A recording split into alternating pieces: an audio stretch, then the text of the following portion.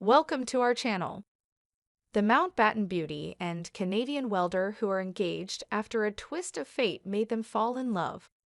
So what do her family, who are more royal than the royals, have to say? Plans for Madison Brudnell's wedding day are slowly taking shape. The bride intends to walk down the aisle at St. Mary the Virgin Church, nestled in the Chiltern Hills, a perfect spot for an autumn ceremony. Celebrations will follow afterwards at the Grove, the exquisite South Oxfordshire home of her beloved grandmother, Lady Pamela Hicks, who is, of course, daughter of Earl Mountbatten, cousin of the late Prince Philip, and third cousin of the late Queen. Guests, no doubt, will enjoy the last rays of sunshine in the lush gardens of the Grove, created by Madison's grandfather, the society designer David Hicks. Her aunt, India Hicks, is likely to be there too, to raise her glass in praise of the happy couple. For Madison, a striking brunette, who bears no small resemblance to her maternal Mountbatten heirs with her enviable cheekbones and handsome jawline, is marrying not a duke or a viscount, but a Canadian welder called Brett. While Brett may not appear in Debrett's, so contented are the couple that Madison's relations have given their hearty approval of the match.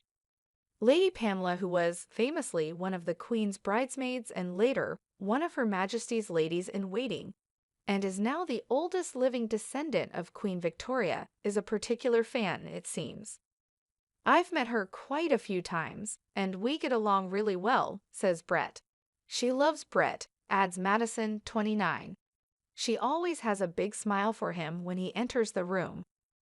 Theirs is quite the love story, as was evident when I met the besotted couple to talk about their unlikely union for the first time last week.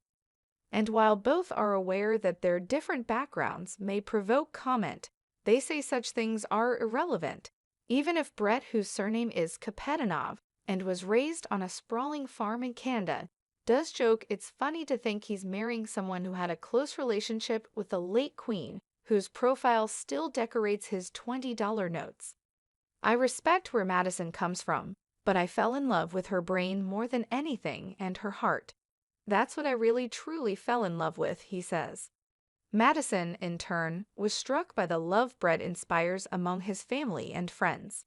"From my perspective, you could just see how cherished he was," she says. "It was so clear to me that he is a king in the eyes of his family and friends, and that's more important than any formal title. I was raised to respect where I came from, but I was also told you're no better than anyone else, so I have never and would never think of him as anything less." You could argue that it's difficult for a Mountbatten to do anything other than marry down. After all, some describe their family as more royal than the royals,